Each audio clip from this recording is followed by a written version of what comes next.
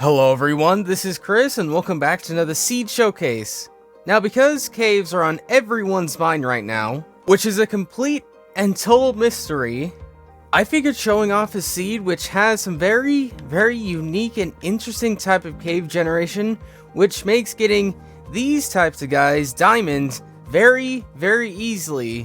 So by typing in this batch of numbers, you will spawn in right where these diamond blocks were, right on top of this nice little hill, not too high, not too low, and yeah, you're surrounded by trees and surrounded by things like that, but I'd recommend you actually head this way, over the trees, around this way, because just past these trees, what you will eventually find is a ravine. Now, ravines could be interesting sometimes, they could not be interesting sometimes, but this one is pretty interesting, not only because it's like pretty much right next to spawn, like you have, what, 20-30 blocks to head to this ravine, but if you look your way down there, you can actually see that there's an abandoned mine shaft just right there, just in pure sight of the ravine, right next to spawn too. Now that'd be a kinda neat little thing, like mine shafts aren't crazy rare, but they're not crazy common, but to have one pretty easy to get to, pretty nice, but that's not the only reason why I think you should head right down to this one ravine, because let's say you jump down into this puddle of water, you know, pretty safely and stuff, you might notice a whole bunch of shiny blue rocks. Yes, there are loads and loads of exposed diamond veins just right around the place, and I counted them before in a different world, but I can't actually remember, so let's do some counting and see exactly how many diamonds are exposed here. If you were to mine these three veins, just these three, without any fortune, without anything like that, just with normal tools, no enchants, you would have 15 diamonds. Yes, 15 diamonds from these three veins alone. Crazy. You are just a couple blocks, or a couple of diamond short of having 2 diamond blocks, basically right from spawning in the game, because falling into this water, not too hard. Getting some iron from this cave, not too hard. Getting these diamonds, not too hard. So, very easily accessible diamonds, and obviously I mentioned this mine shaft, but you also have a mine shaft to explore with even more loot to find, even more stuff to explore, and potentially more minecart chests, because you know, you get those minecart chests around the place, and you could potentially even get even more diamonds really easily off the bat.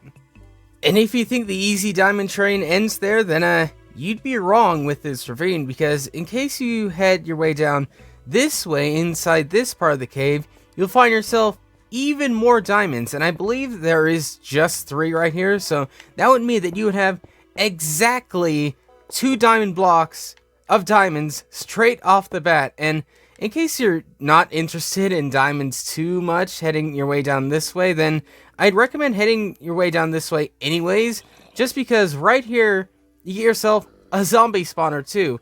And in case we dig ourselves back our way up, just to give some context as to how close we are to spawn, and yes, it is a relatively deep dive, it is in a ravine after all. If we look away for those 2 diamonds, or those diamonds we put at spawn, yeah, very close to this mob spawner. It's really not too far.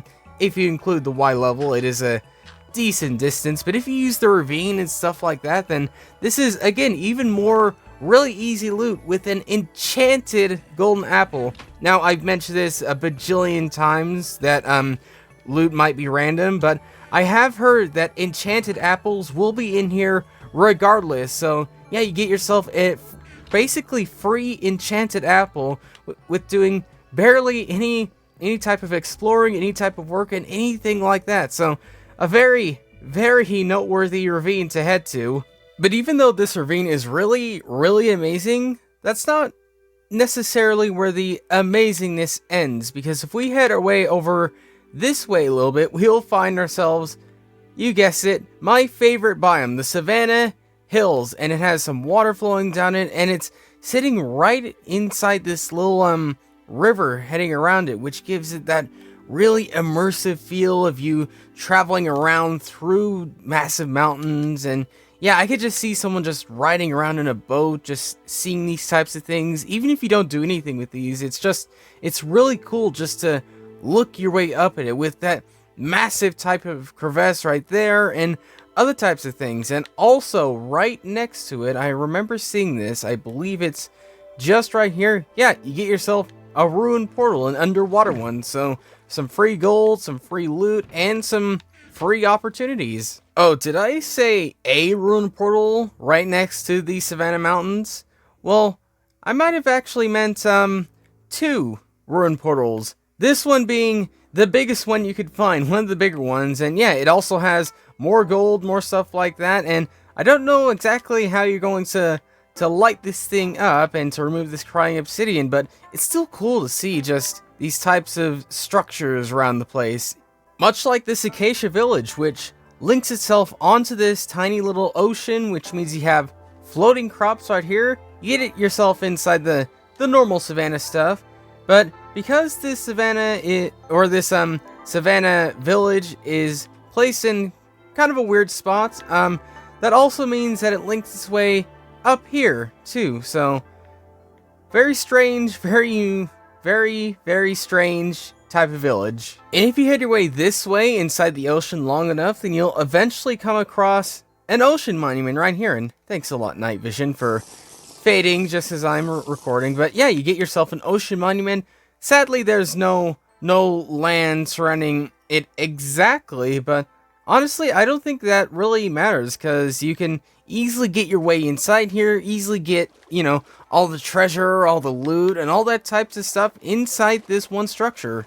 And if you head your way far enough out, you'll find yourself a dead village right here, sitting right next to a coral reef, sitting right on top of, you probably guessed it, because we're heading underground, and if I had underground, you probably have a decent idea as to what we're heading to. Yes, the Stronghold, with 2 Eyes of Ender, which 2 is, not incredibly common, but not too rare, but it's still nice having at least some of them filled in, rather than it being a completely empty one. And also, we could kind of see us reaching inside of these, some of the very few types of cave, unique generation things, with this underwater type cave. And when I first saw this, I thought this was actually just like inside the ocean, but well, we kind of are in the ocean, but this is very kind of strange and interesting at the same time.